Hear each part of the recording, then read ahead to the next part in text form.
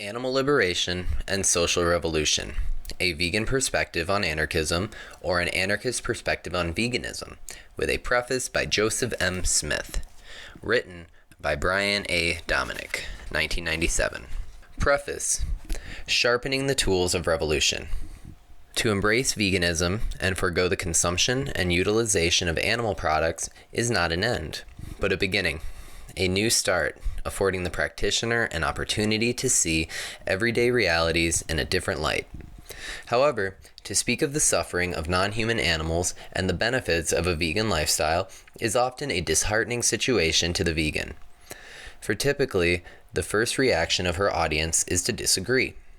Opponents of veganism say that the way vegans view human-animal relationships, i.e. radically, is wrong, and that looming on the horizon is a severe cost for such blatant societal insubordination. Ultimately, they prophesize the error of veganism will become obvious, and eventually, the idea thrown away. In a strange way, however, veganism's critics are correct. Not until one realizes what makes veganism unreasonable, in quotes, will the individual realize the true reasoning behind what it means to be vegan. Not until one questions what it is that depicts veganism as, quote, wrong in the eyes of non-vegans will one gain the ability to adequately address the wrongs driving their refusal to accept humanity's violent and unwarranted treatment of non-human animals.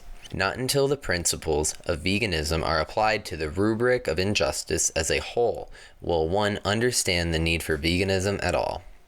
They are correct because veganism in isolation defeats the purpose for which it is intended.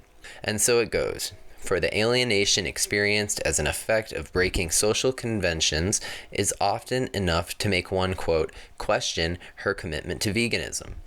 As a philosophy, veganism stands in defiance to ideologies touching the core of Western thought, opposed to the irrational belief systems which establishment institutions socialize people to, quote, accept. The principles of veganism challenge individuals to confront the dogma they are issued and to construct new ethics and values based on the premises of compassion and justice. Confronting the existing belief systems, however, is a frightening concept to a society that has voluntarily conscripted itself to the dominant social paradigms of the state. However, as Brian Dominick so skillfully illustrates in the following essay, it is precisely this confrontation that we must agree to make if we are honest in seeking a true assessment of what social liberation has to offer.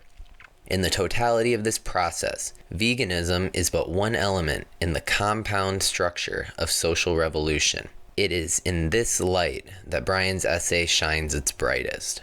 Animal Liberation and Social Revolution is a compact framework designed to assist us as we embark on the endeavor of recognizing what roles compassion, critical thinking, and rationality ought to play in our simultaneous deconstruction and transformation of society.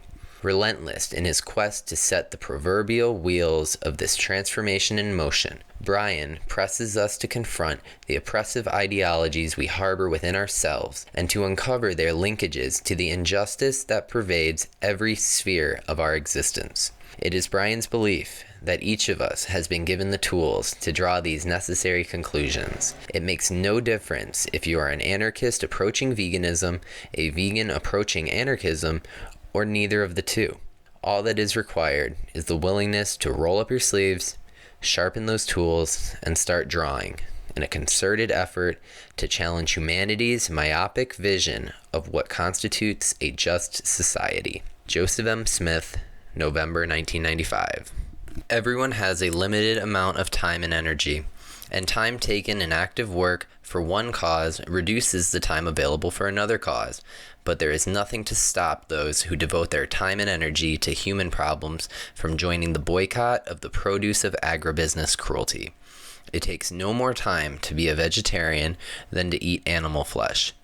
When non-vegetarians say, human problems come first, I cannot help but wonder what exactly is that they are doing for humans that compels them to continue to support the wasteful, ruthless exploitation of farm animals. Peter Singer, Animal Liberation. Introduction. the veganarchists.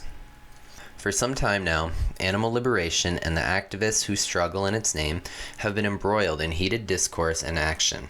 Although animal lib theory and activism have rarely been welcomed or taken seriously by the mainstream left, many anarchists are beginning to recognize their legitimacy, not only as a valid cause, but as an integral and indispensable aspect of radical theory and revolutionary practice. While most people who call themselves anarchists have not embraced animal liberation and its corresponding lifestyle, veganism, growing numbers of young anarchists are adopting ecology and animal-inclusive mindsets as part of their overall practices. Likewise, many vegans and animal liberationists are being influenced by anarchist thought and its rich tradition. This is evidenced by growing hostility among some animal lib activists towards the statist, capitalist, sexist, racist, and ageist establishment which has been escalating the intensity of its war not only on non-human animals, but also on their human advocates. The relatively new community of animal liberationists is rapidly becoming aware of the totality of force which fuels the speciesist machine that is modern society. As such awareness increases, so should the affinity between animal liberationists and their more socially oriented counterparts, the anarchists. The more we recognize the commonality and interdependence of our struggles, which we once considered quite distinguished from one another, the more we understand what liberation and revolution really mean.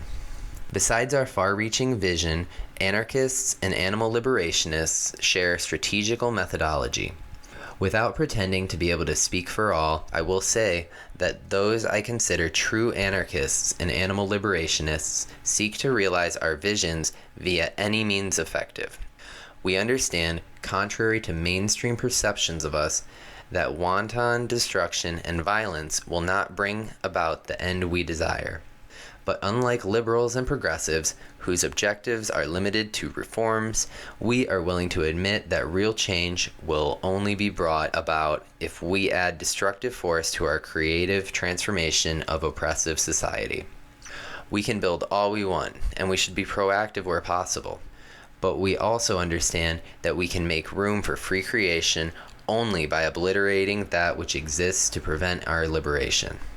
I am vegan because I have compassion for animals. I see them as beings possessed of value, not unlike humans.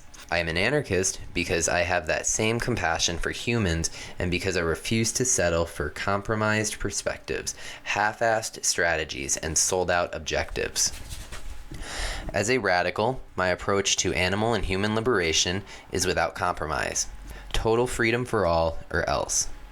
In this essay, I wish to demonstrate that any approach to social change must be comprised of an understanding not only of social relationships, but also of the relationships between humans and nature, including non-human animals. I also hope to show herein why no approach to animal liberation is feasible without a thorough understanding of and immersion in the social revolutionary endeavor. We must all become, if you will, quote, veganarchists. Some animal advocates think that recognition of animal rights means opposition to abortion.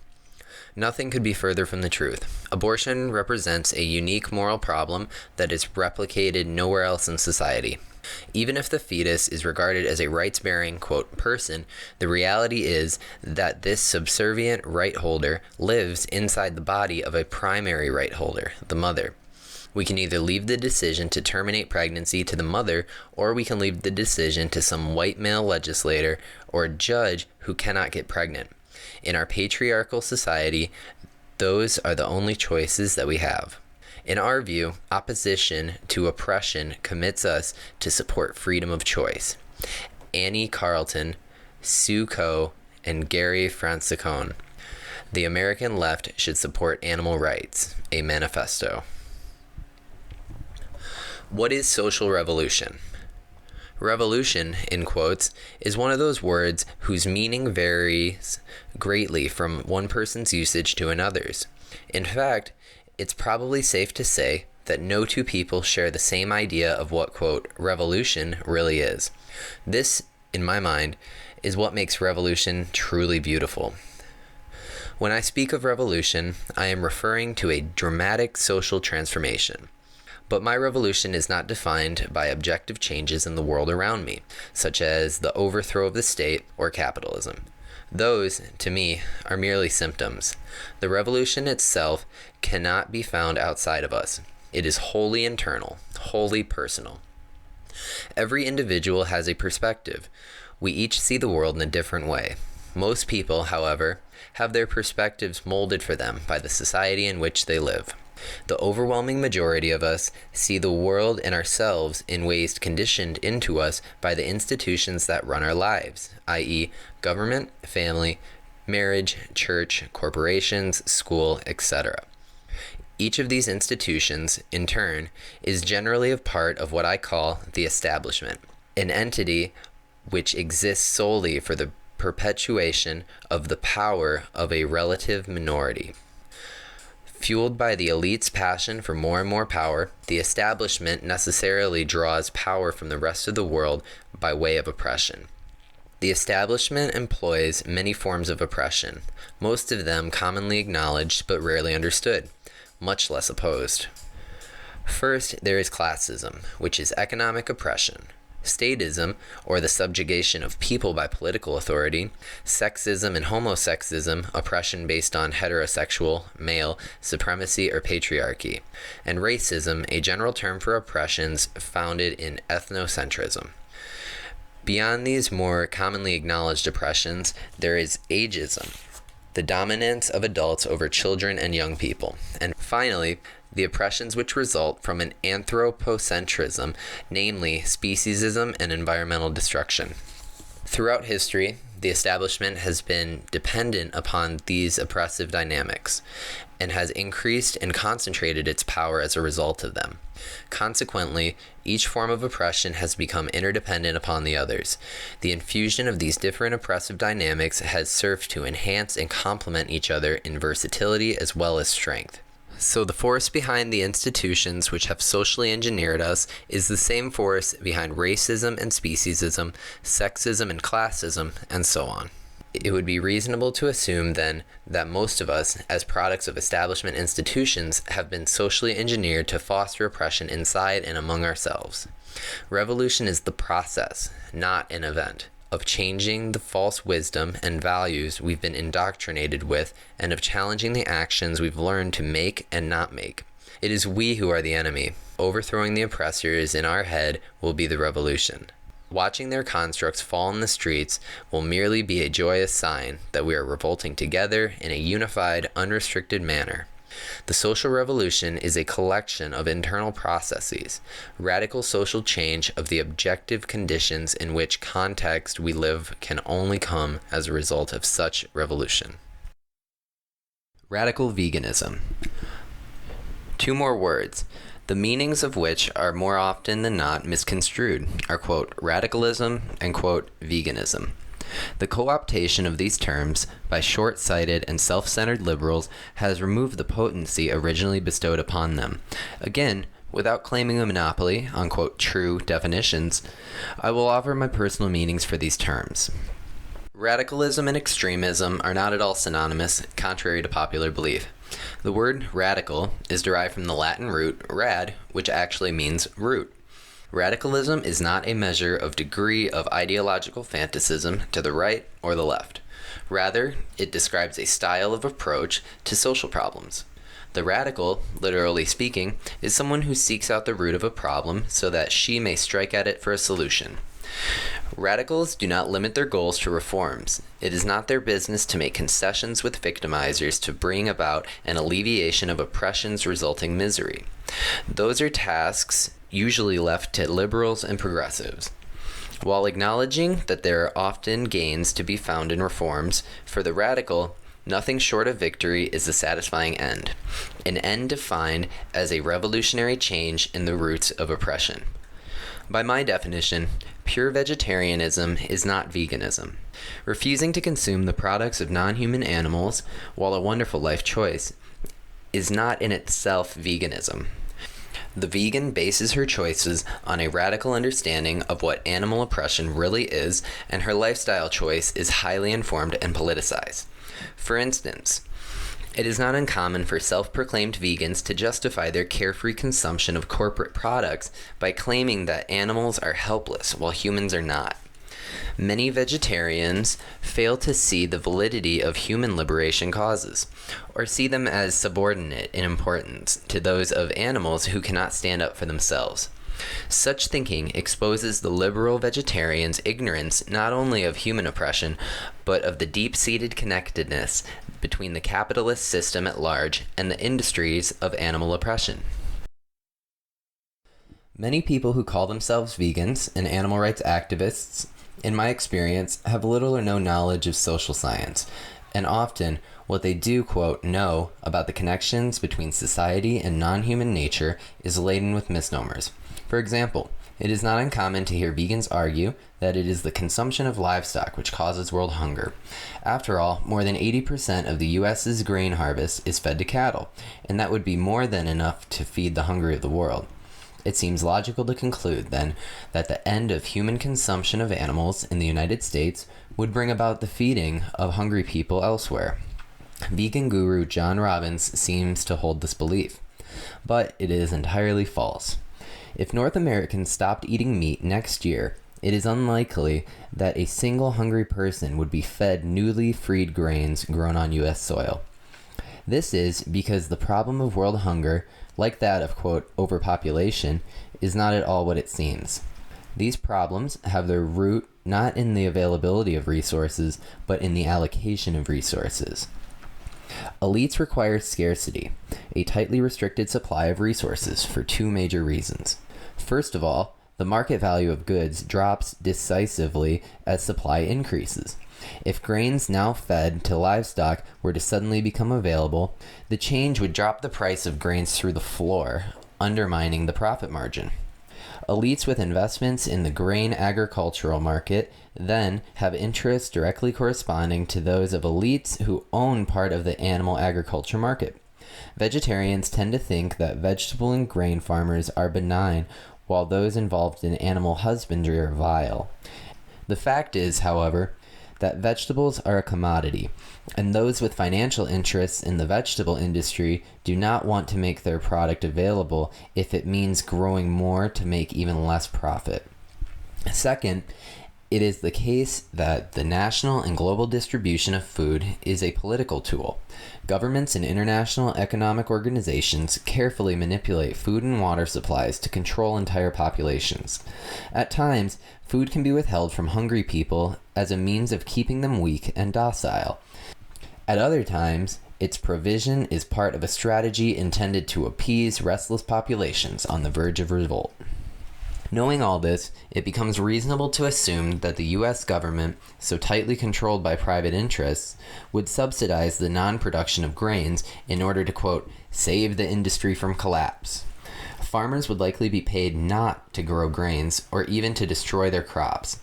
It is not enough to boycott the meat industry and hope that resources will be reallocated to feed the hungry.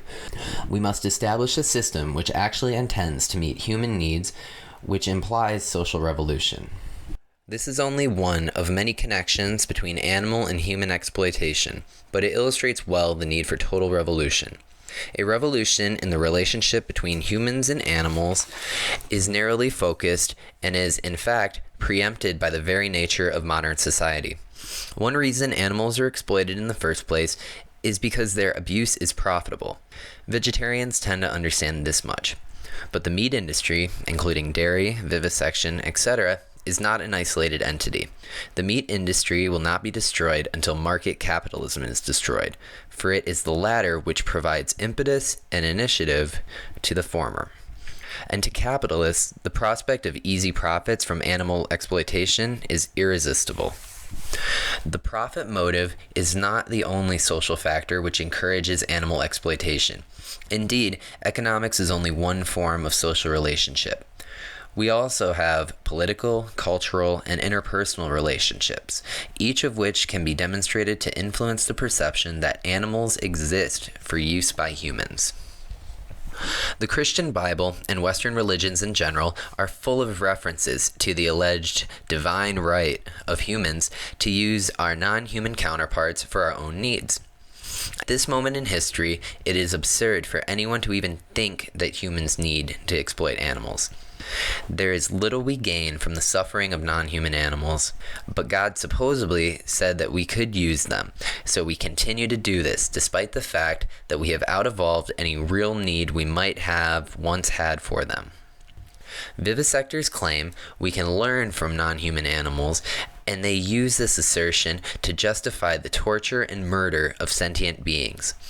Radicals need to realize, as vegans do, that the only thing we can learn from animals is how to live in a sane and sound relationship with our environment. We need to observe animals in their natural environment and mimic their environmental relationships where applicable in our own. Such an understanding of harmony between humans and nature will someday save and add value to more lives than finding a cure for cancer through the quote science of animal torture ever will. After all, the root of most cancer is in human mistreatment of nature. No radical would expect a solution to such a problem to be found in further destruction of nature by way of animal experimentation. The correlations between speciesism and racism, between the treatment of animals and people of color, has also been explicitly and graphically demonstrated. In her book, The Dreaded Comparison, Human and Animal Slavery, Marjorie Spiegel astutely draws astounding comparisons between the treatment of animals by humans and the treatment of, quote, inferior races by whites, claiming, quote, they are built around the same basic relationship, that between oppressor and oppressed. As Spiegel illustrates, treatment of non-whites by whites has historically been startlingly similar to that of non-humans by humans. To decide one oppression is valid and the other not is to consciously limit one's understanding of the world. It is to engage oneself in voluntary ignorance, more often than not for personal convenience. Quote, one cause at a time, says the monist thinker, as though these interrelated dynamics can be sterilized and extracted from relation to one another. Male dominance in the form of patriarchy and speciesism brought about by anthropocentrism has been exposed with poetic clarity by Carol Adams in her book The Sexual Politics of Meat. Feminism and veganism have much in common, and each has plenty to teach to and learn from the other. After drawing concrete comparisons between the patriarchal perspective and treatment of animals, Adams describes and calls for recognition of a deep connection between vegan and feminist lifestyles. One comparison between interpersonal relations and human-animal relations, which has not been thoroughly examined to my knowledge, includes the adult treatment of children and young people, as well as the adult treatment of the elderly. In each case, the oppressed is seen as someone not in possession of full agency for her or his actions. For instance, children and old folks alike are seen as feeble and incompetent, regardless of their actual potential for responsibility. Ageism is rooted in something I call adultocracy, which refers to the notion that adulthood is possessed of a certain quality of responsibility not found in the aged or young. Like animals, those oppressed by ageism are treated as objects, devoid of individual character and value.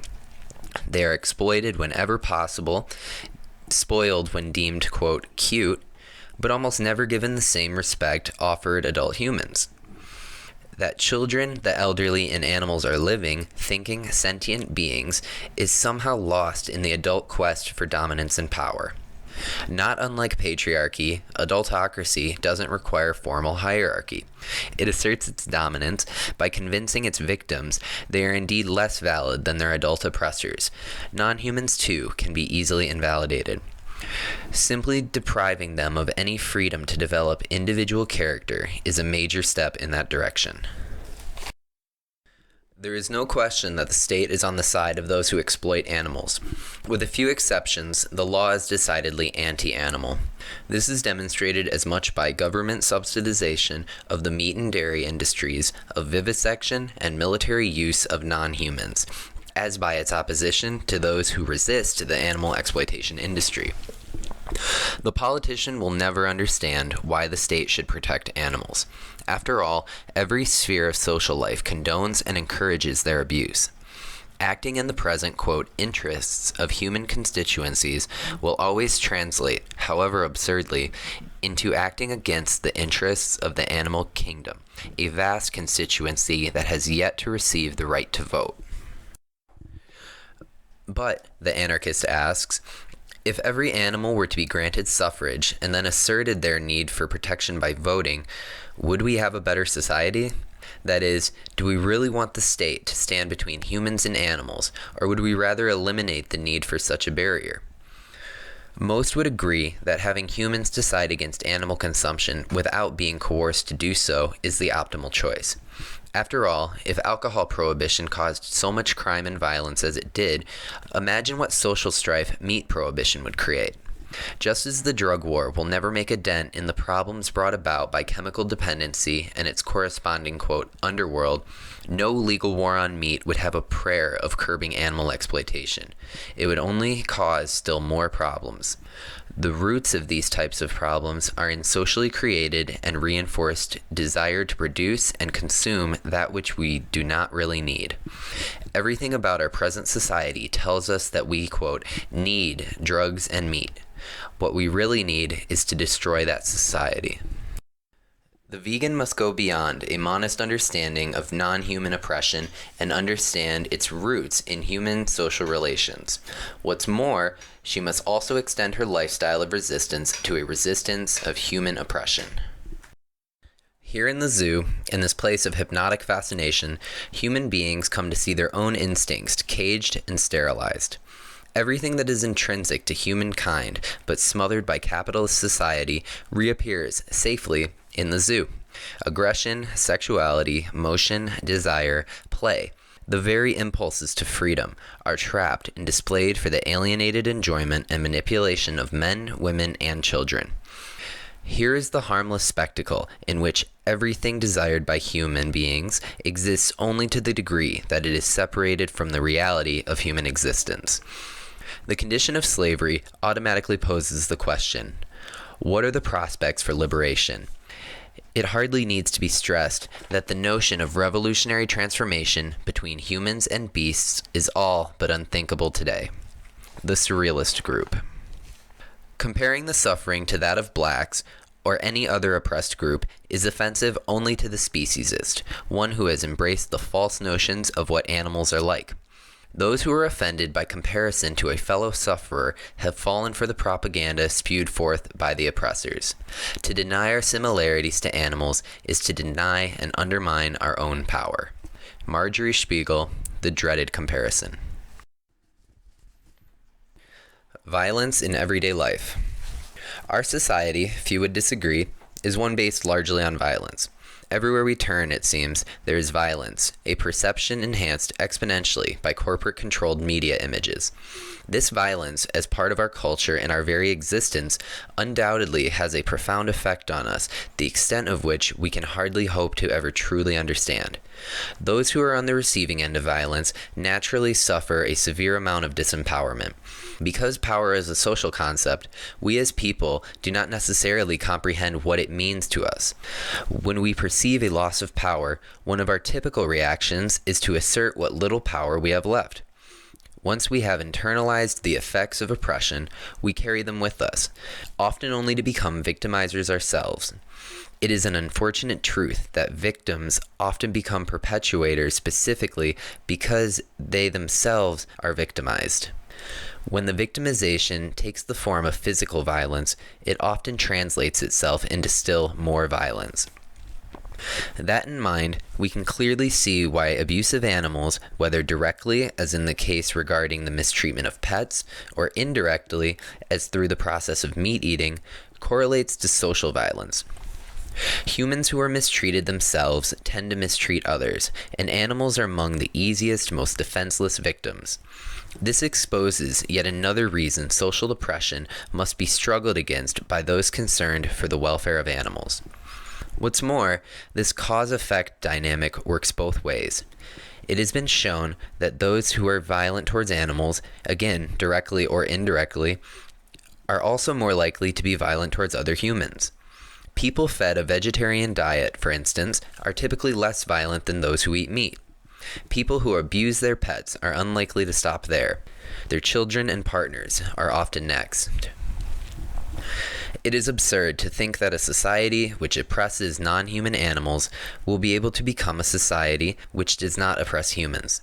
Recognizing animal oppression thus becomes a prerequisite to radical social change. Early this century, Thomas Edison devised a way of demonstrating, in one blow, the power of electricity and the impact of the motion picture camera. He filmed the public execution of an elephant. Larry Law, Spectacular Times, Animals. Alienation in everyday life. At the root of oppression, contends the radical, is alienation. Human beings are social creatures. We are capable of feeling compassion. We are capable of understanding that there is a social welfare, a common good. Because we can feel empathy towards others, those who would pit us against each other as societies, communities, and individuals, or as humans against nature, must alienate us from the effects of our actions. It is difficult to convince one human to cause suffering to another. It is even difficult to convince a human to harm a non-human animal for no reason, or to directly contribute to the destruction of her own natural environment. When one society goes to war with another, it is imperative that the leaders of each society convince, quote, the masses that the adversary population is vile and subhuman. Further, the leaders must hide from the population the real results of war: mass violence, destruction, and bloodshed. War is something that happens elsewhere, we are told, and those, quote, foreigners who die are deserving. Oppressive dynamics in social relationships are always based on an us-them dichotomy, with the oppressors seen in clear distinction from the oppressed. For the oppressors, the, quote, us is supreme and privileged. The wealthy, quote, understand that their riches are acquired by, quote, fear and, quote, just methods. For instance, both oppressor and oppressed are led to believe it is the poor's inability and incompetence which holds them down. There is no recognition of the fact that economic privilege automatically precipitates inequality. There simply isn't enough to go around when some are allowed to take more than their even share. But the wealthy are alienated from this truism. They have to be, or else they would not be able to justify the inequity to which they contribute. It is the same for every oppressed dynamic. It has to be. The vegan understands that human exploitation and consumption of animals is facilitated by alienation. People would not be able to live the way they do, i.e., at the expense and suffering of animals, were they to understand the real effects of such consumption. This is precisely why late capitalism has entirely removed the consumer from the process of production. The torture goes elsewhere, behind tightly closed doors. Allowed to empathize with the victims of species oppression, humans would not be able to go about their lives as they presently do. Humans must even be kept alienated from the simple rationale behind veganism. In order to maintain an us-them dichotomy between human and, quote, animal, as though we are not animals ourselves, we cannot be allowed to hear basic arguments in favor of transcending this false sense of duality. We are told that humans can employ complex linguistics and intricate styles of reasoning. Non-humans cannot. Humans are people. All others are beasts at best. Animals are made less than humans, not by nature, but by active dehumanization, a process whereby people consciously strip animals of their worth. After all, the inability to speak or reason in a, quote, enlightened capacity does not subject infants or people with severe mental retardation to the violence non-humans suffer by the millions every day. Let's face it, the dichotomy between human and animal is more arbitrary than scientific. It is no different than the one posed between whites and blacks, or reds or yellows, between adult and child, between man and woman, between heterosexual and homosexual, local and foreigner. Lines are drawn without care, but with devious intent, and we are engineered by the institutions which raise us to believe that we are on one side of the line and that the line is rational to begin with. In everyday life, we are alienated from the results of our most basic actions. When we purchase a food product at the grocery store, we can read the ingredients list and usually tell whether animals were murdered and or tortured in the production process. But what do we learn of the people who made that product? Were the women paid less than the men? Were blacks subjugated by whites on the factory floor? Was a union or collectivization effort among the employees crushed? Were 100 slaughtered on a picket line for demanding a living wage? When I, as a male, converse with a woman or someone younger than me, am I dominant and overbearing as I've been conditioned to be by a patriarchal society? Do I, as a, quote, white person, see myself, even subconsciously, as, quote, above blacks? Indeed, do I look at people of color as being somehow inherently different from me? These are the questions we are not encouraged to ask ourselves, but we must. In order to overcome alienation, we must be vigilantly critical, not only of the world around us, but of our own ideas, perspectives, and actions. If we want to extinguish the oppressors in our heads, we must constantly question our beliefs and assumptions. What, we must ask ourselves as individuals, are the efforts of my actions, not only on those around me, but on my natural environment? As a key component to the perpetuation of oppression, all alienation must be destroyed. As long as we can ignore the suffering in a slaughterhouse and a vivisector's laboratory, we can ignore the conditions in third world countrysides, the urban ghetto, the abusive household, the authoritarian classroom, and so on. The ability to ignore any oppressions is the ability to ignore any other oppression and oppressions. More than just the refusal to take part in violence against non-human animals for food, clothing, etc., veganism is a refusal to take part in the violence that affects society as a whole. Veganism works to expose and end the subtle indoctrination of industry in capitalist society that wishes to desensitize humanity to the violence against the many for the gain of the few. Joseph M. Smith, The Threat of Veganism. With its modern technology, mass media, rapid transport systems, computers, economic plans, etc., capitalism can now control the very conditions of existence. The world we see is not the real world. It is a view of the world we are conditioned to see. Life itself has become a show contemplated by an audience. Reality is now something we look at and think about, not something we experience. Larry Law, The Spectacle, A Skeleton Key. The Revolutionary Endeavor. Understanding ourselves and our relationship to the world around us is but the first step towards revolution. We must then apply our understandings to a practical program of action. When I speak of action, I am not merely referring to weekly or monthly events when we, in collaboration with an organized group, state our beliefs at a demonstration, or when we execute a planned raid on a facility of oppression. Action is not so limited. It can be found in our daily lives, our routine, and not so routine activities. When we assert our beliefs by speaking out in conversation, on the job, at the dinner table, we are acting. In fact, whether we realize it or not, everything we do is an action or series of actions. Recognizing this allows us to transform our everyday lives from repressed and alienated to liberatory and revolutionary. The role of the revolutionist is simple. Make your life into a miniature model of the alternative, revolutionary society you envision. You are a microcosm of the world around you, and even the most basic among your actions affect the social context of which you are a part. Make those effects positive and radical in their nature. The revolution must become part of our lifestyle, guided by vision and fueled by compassion. Every thought we think, every word we speak, every action we make must be rooted in radical praxis. We must liberate our desires through constant critique of what we have been taught to think and a persistent quest for what we truly want. Once our desires are known, we we must act in their interest. After identifying how our society works and deciding what we essentially want, we must commence to dismantle the present and assemble the future.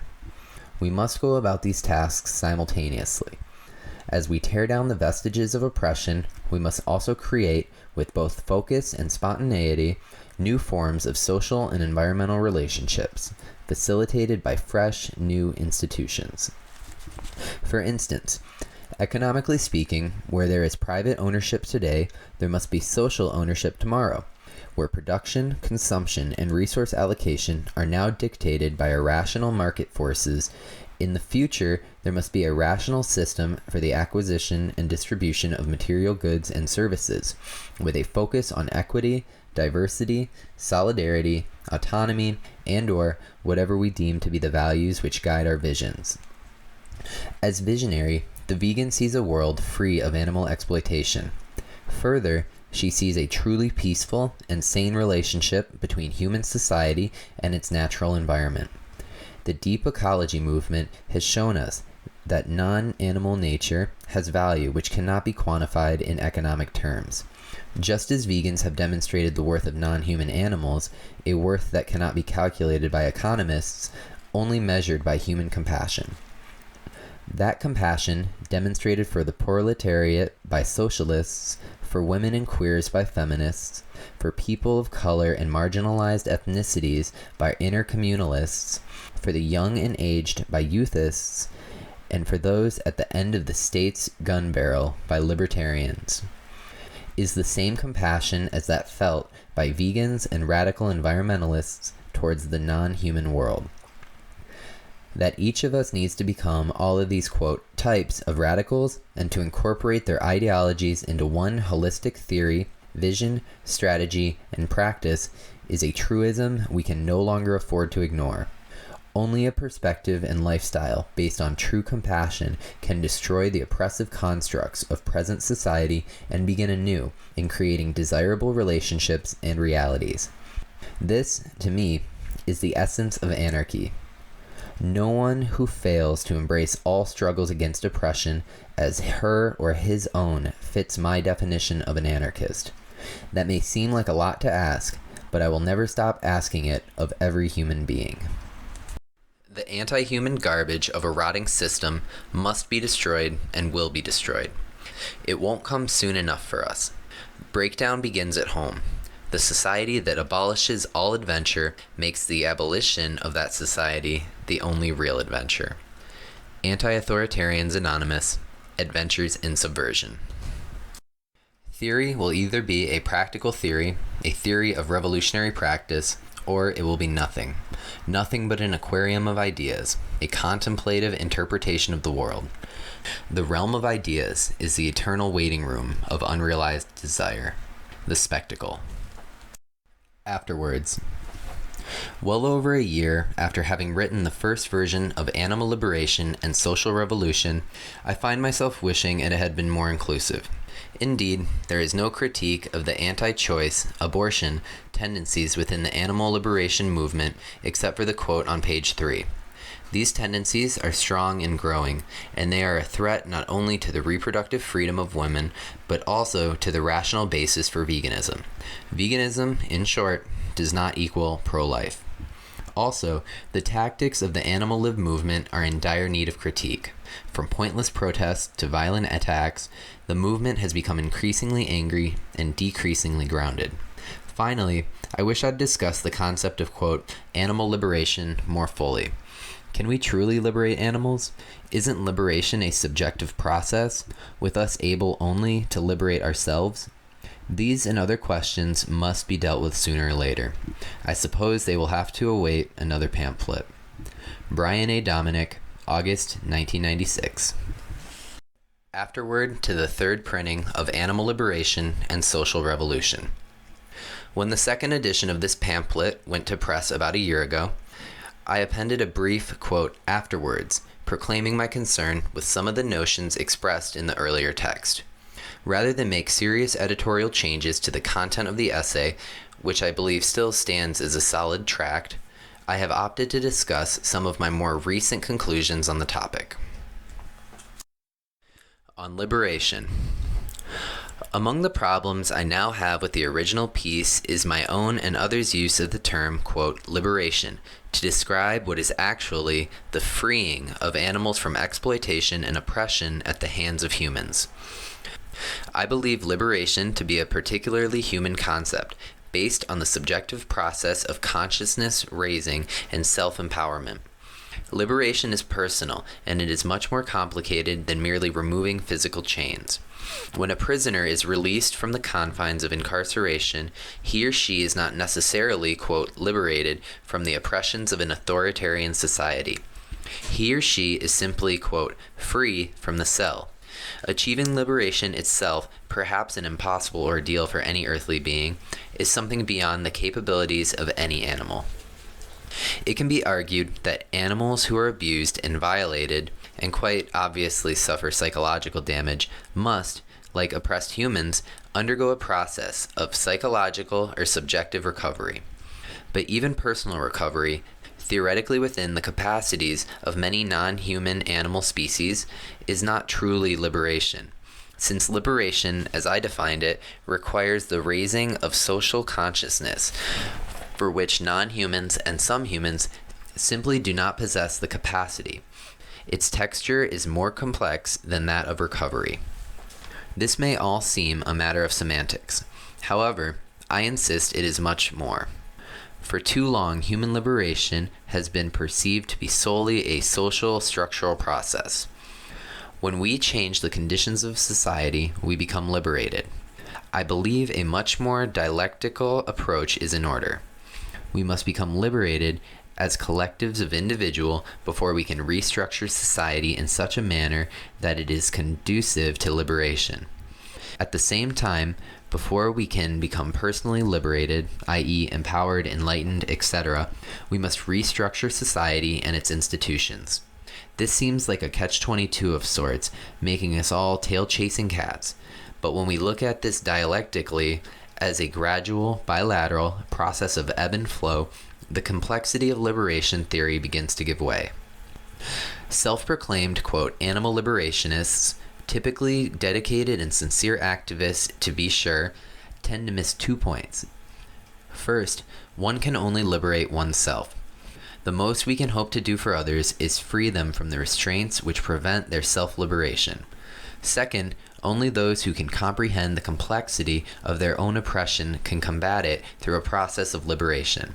For countless centuries, the best attempts of humans at freedom have translated into desperate struggles to simply be free from the authoritarian impositions of oppressive society. Like caged animals, there has been little else at our sight other than the destruction of the cage itself. Unlike caged animals, however, we have the potential to understand why the cage exists in the first place. We know there are always more cages, and until we destroy the social machine that produces those cages, for humans and non-humans, the closest we can expect to come to liberation is momentary and relative freedom. Redefining veganism. I would also like to clarify my definition of some terms, most importantly, quote, veganism. My original definition was accurate, I believe, but becomes confused in context of the rest of the essay. Not distinct enough from what I call vegetarianism. Let me be clear. Veganism is the conscious abstinence from actions which contribute, directly or indirectly, to the suffering of sentient beings, be they animals or humans, for ethical reasons. People come to veganism through 2 primary paths: concern for animal rights / welfare / freedom, and concern for the natural environment severely harmed by animal husbandry. Abstinence from the consumption of animal-derived foods alone is simply vegetarianism. Abstinence from meat consumption, typically referred to as, quote, vegetarianism, is appropriately termed as lacto-ovo-vegetarianism, because its practitioners continue to eat dairy and eggs. Most vegetarians are such because their diet is healthier. They thus have no obvious reason to abstain from consuming leather goods, products tested on animals, and so forth.